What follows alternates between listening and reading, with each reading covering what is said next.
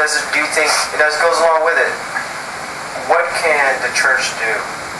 Because it is your community in that sense. I mean, the majority of the Ethiopians here are part of the community now, but before obviously they were more first generation. Right. I will get into the second generation. But what can the church do to be more welcoming?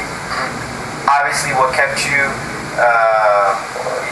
interested and wanting to learn more, and then finally be baptized, that welcoming that you had when you came. If no one paid any attention to you, it would make a difference. And so now as a whole, how can the church be welcoming to others? Is it welcoming to others? If not, what are the challenges you think? And if you haven't, then that's fine. But what do you think church can do? Yeah, I think hospitality is the key. I brought a lot of people to the church, by His grace, and there's been some that have, stayed in and got baptized. There are some that haven't, and oftentimes it was how they was received that first day that determined that they was even going to come back. And it's interesting because I've always gotten love at every church. So it's like I just assumed that everybody was being treated that way, and sometimes they weren't. And so they would there's some churches right now where some of my friends they'll go to church, they won't go to this church because they came there twice and they weren't treated nice, and so they were like, I'm not going back there. And so I think having that hospitality is the key, and language really it's a tough barrier, because you're sitting there for 2.5-3 hours, and now with the screens it does make it easier. With the screens being with the translation, right? Yeah. It makes it a lot easier. Before that you have nothing, right? Right. But it's still there's a disconnect, and the churches that I've seen be more successful than the others are the ones that kind of assign one sister and one brother that kind of sits with like you did today, and share the teaching, translate, and just kind of coach them, and kind of be that intermediary so that everybody can be engaged in what's taking place. That's the word I was looking for. Engagement. Right. Help people get engaged. Exactly. I think that's the most crucial thing, because everything else will come in time. But it's a big hurdle and barrier. Because you really it's the Heimanot is a Heimanot, right? And it's beautiful and it's joyous. But sometimes people can't fully understand what that jewel is, because that language barrier. It's a big thing to ask somebody to really learn a whole new language, to understand this more.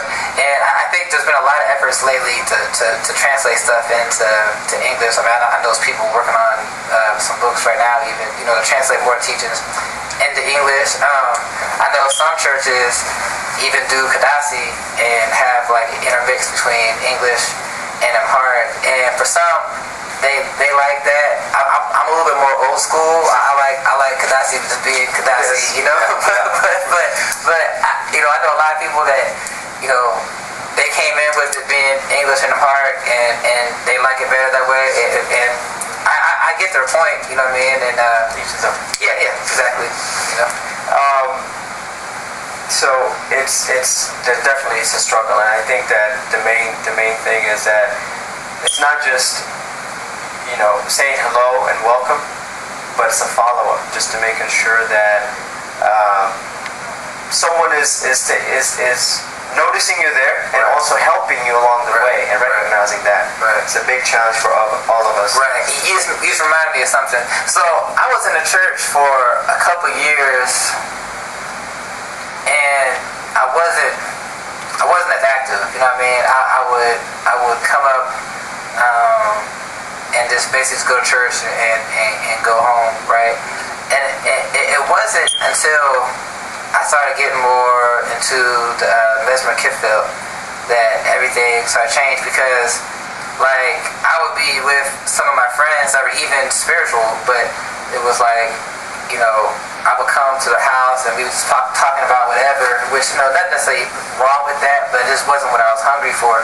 But when I was with, you know, the Besmer Kidfield, it was just like, even when we weren't in church, our conversations were about God. And, you know what I mean? Like we kept a certain presence around us, you know, and I was like, this is what I've been looking for, you know, and that's really what had me going deeper into everything. And it happened simultaneous with, you know, starting to learn more too, you know what I mean? Because Deacon Malak and Deacon Malapu, both of them would, you know, translate the Mesmer, like whatever Mesmer we were singing that week, they would write it out in Amharic, and then they would write it out in English so that I could study it during the week, and they would call me up, we would practice it over the phone, to sing it, you know what I mean? And so that I could really understand what was taking place, and then be able to sing it, pronounce it right, and so all those things, you know, helped. But it was an atmosphere that we kept around us, and you know, the Guadana night, you know what I mean? It was like, it was fellowship,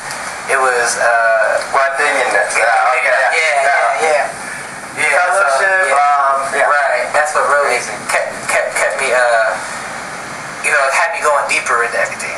Yeah. I say, So now I want to talk about something that's kind of broad in general. We're talking about specifics, and what in your eyes, and we can discuss this, is unique about the Ethiopian Orthodox Church? It's a broad question, I know, but what in your mind says this is unique? This is what makes the Orthodox Tewahido Church different, or unique in a sense than other churches.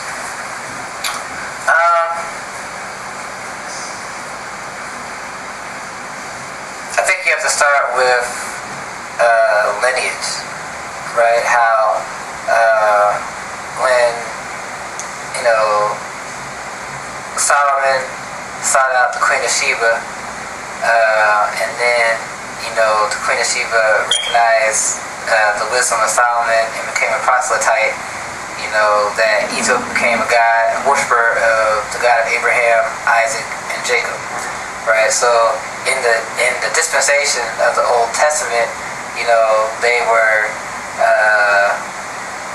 there, and then they was there at when Christ came and revealed the New Testament. And, you know, they was there at Pentecost. They was, you know, Philip baptized the Ethiopian eunuch, and you know, Ethiopia was one of the first Christian nations when King Azana, you know, put on the coins and this, that, and other. So I think part of what stands it out is that, you know, it's that continuation, and that, you know, that it's really the longest standing church, you know what I mean? Like, if you look at even before the church was even called a church, you know what I mean, it was still there in that pocket, you know what I mean? And so they followed the current, they followed the spirit, right? And I think the emphasis on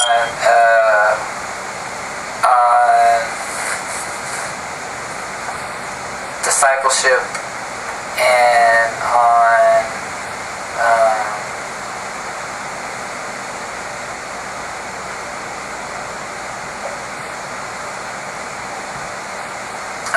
I don't know the word for it. You know, I think it's really the maintaining of the teachings teaching from the church fathers up until now is what makes the Ethiopian Orthodox Church unique, you know. In the journey, Christian church journey, the division has always been, who do people say I am? Our Lord God and Savior Jesus Christ. Who, in your, you know, what from your opinion, how do you think the Ethiopian Orthodox Church, her teachings about who our Lord God and Savior Jesus Christ is, how is that different than what the world or other people teach? it's a deep question, I know. Yeah. But just generally speaking, if that's the teaching, of course, our faith is based on that, right? And the divinity of our Lord God and Savior Jesus Christ. But even within that, there's division. That's why the church is divided. But how is the church, the Ethiopian Orthodox Church, how is their preaching markedly very different than, let's say, Protestants and other groups? I remember the Eritrean Bishop Shenouda, who I think he's still in DC, right? Or is he in Canada now? I think so. Okay. I was talking to him one day, and we talked about Tewahido, and what that means. John 1:14. He said it's John 1:14. The Word was made flesh, and I think that's what separates the Orthodox teachings is acknowledging that in the beginning the Word. The Word was God, and the Word was with God. Yeah. So it's like the whole thing that the Word became flesh, is what really separates the teachings that God dwelt on the earth, in bodily form, So I think that's the major distinction, and I think that's the great opportunity too, because he called us to follow that life. So if God dwelt in earth, then his life was perfect theology, right? Because he never left himself, right? He never separated himself, right?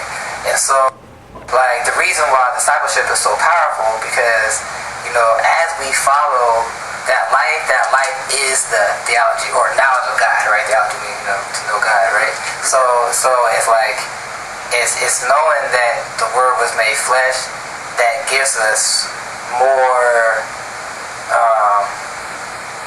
strength in becoming a follower of that life, because it's not like there's a distinction, So everything that you're looking for, this life was it. So the more we enter into that life, the more that we can experience the fullness and the richness of this whole thing. So because if you if I followed you, I could be called Little Matthews or whatever, but you're gonna be Superman, I'm still gonna be Amaha, right?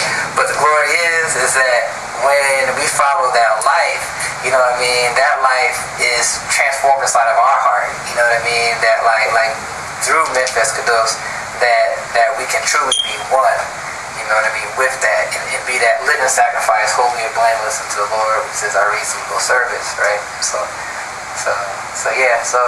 I think that's one of the main keys that makes us distinct. So